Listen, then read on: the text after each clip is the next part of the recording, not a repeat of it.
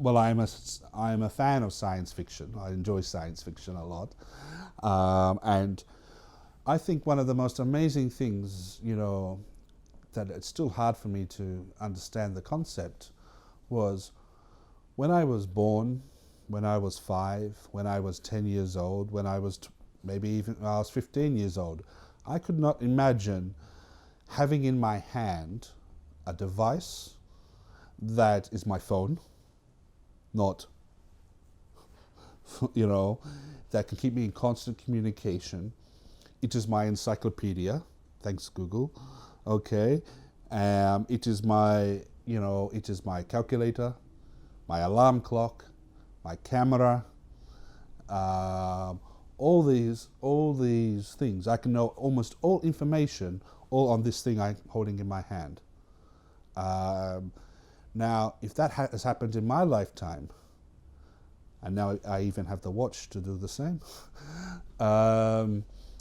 if that has happened in my lifetime, what will happen in the future? It is beyond really what we can even understand. Because now, of course, we go, oh, everyone's got a mobile phone. This is normal.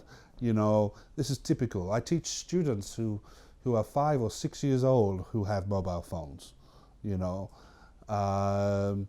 it's just, and who understand the internet and everything else. So we really, when we're trying to predict the future, I think the only future that we don't want is 1984. That's the only future I'm worried about. George Orwell's 1984. Which I think is one of the most interesting books I've ever read. But any other future is super. I think, that we're just going to be living longer. I think we're on the edge of a medical and technological breakthrough to extend our lives. We may come to the point where we, move beyond just, okay, you're in this body, I'm sick of this body, okay, order off eBay another body, and, transfer your consciousness to this new one, sort of thing, and you keep on living for another 200 years. Yeah, I'm sick of being a guy, always wanted to be a girl. Well, maybe not, but, you could swap around to anything else. We have more than enough food in the world. We just have bad allocation of food. Okay, we could feed all of Africa if we wanted to.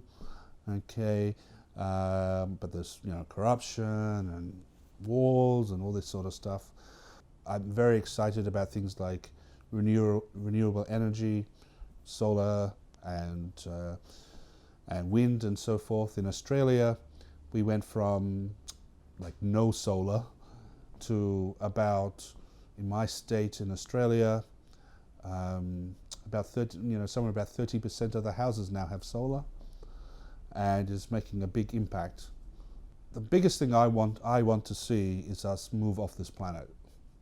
It's sort of a romantic idea, but I know the future will really have arrived is when I can hop in some vehicle and go into outer space, or go to the moon, go to Mars, or whatever. And I think we're very close to that point. It might not be a good idea for us to go to these places, but the fact that we could, this is where I think things could be quite exciting. And I think we should focus a bit on the future. The past is very important. It's very important that we don't forget our culture and our history and things like this, and we preserve what's there. But I think people should, look to what kind of crazy thing we can do to make the world better. What hasn't been done before? And I think Russia itself has enough people who think, as we say in English, think outside the square, and think outside the square.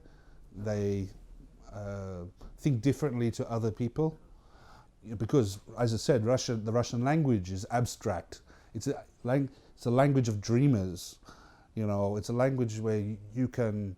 It's not like the scientific, you know, thing. It's like, what could we do? What could we do? The grand scheme, you know, like this. To think of something that no one's ever thought of before. There's a potential for that to come from Russia.